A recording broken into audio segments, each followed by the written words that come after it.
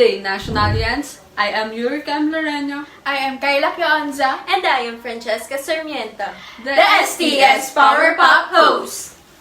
Power Pop!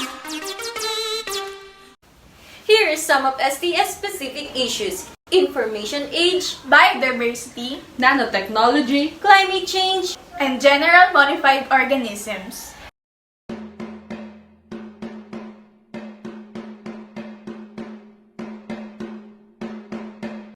The Information Age is a historical period that began in the late 20th century, characterized by a rapid epochal shift from traditional industry to an economy based on information computation.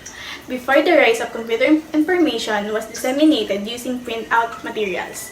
Now, let's talk about Information Age. In Information Age, there is Primary Information Age and Secondary Information Age. Below a Primary Information Age are news, radio, and television, while in Secondary Information Age, there is internet and satellite television. In our 20th century, the evolution of information age are using by technologies like gadgets.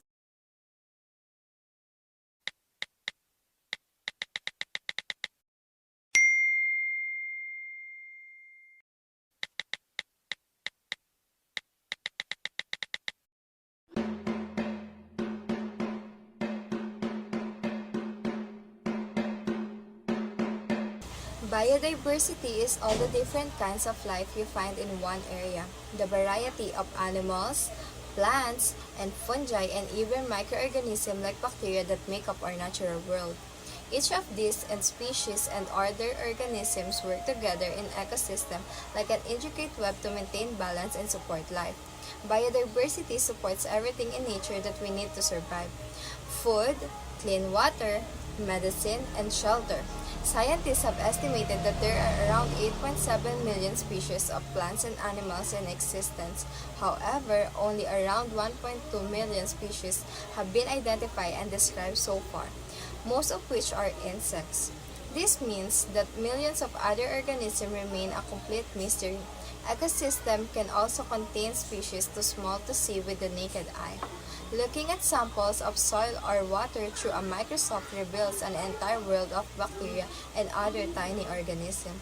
All the Earth species work together to survive and maintain their ecosystem. And that is biodiversity. Sawadika, Nanotechnology ka.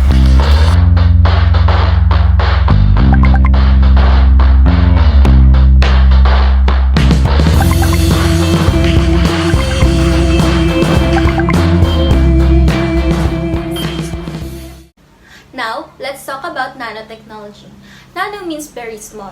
The size of a nanometer is 1 billion of a meter, which is about 100,000 times smaller than a bit of human hair.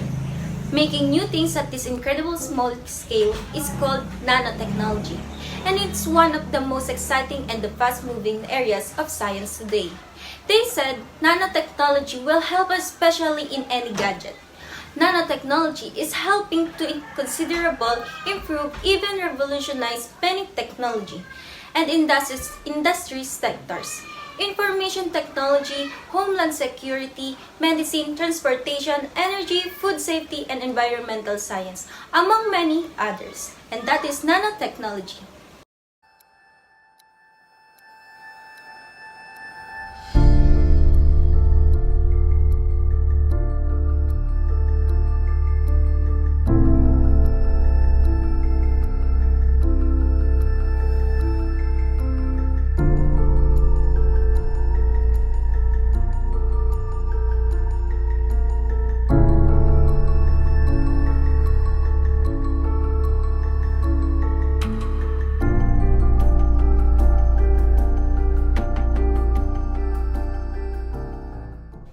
What is climate change? The Philippines is one of the world's most vulnerable countries to climate change due to its high exposure to natural hazards such as cyclones, landslides, floods, and droughts. It also has vast coastline, where all of the major cities and the majority of the population reside.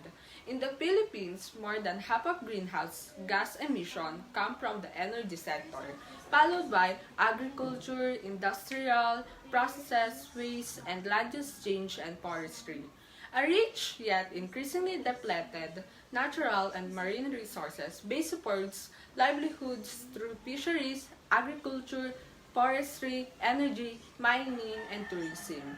Human activity is the main cause of climate change. People burn fossil fuels and convert land from forest to agriculture. Burning fossil fuels produces carbon dioxide, a greenhouse gas. The greenhouse effect makes the earth warmer. Just like a greenhouse is warmer than its surroundings. It also produces a greenhouse effect.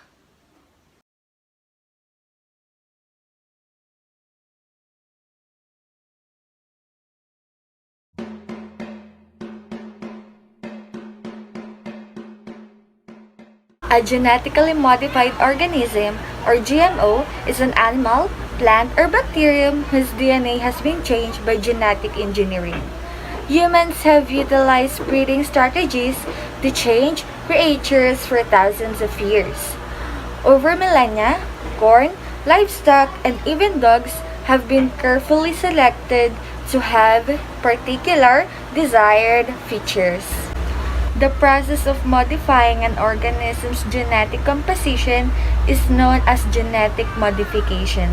GMO stands for Genetically Modified Organism in the realm of biotechnology. However, in the food sector, the word only refers to food that has been purposely produced and not carefully grown. Genetically modified crops are ones that have been developed to introduce a new characteristic into the species. Resistance to certain pests, diseases, or environmental conditions, as well as resistance to chemical treatments, are common goals of genetically modified crops. For example, resistance to an herbicide. And those are the information that we share to you viewers. And again, I am Yurika Amlaranyo. I'm Kayla Kionza. and I am Francesca Sarmiento. And this is Power Pop Host. Power Pop!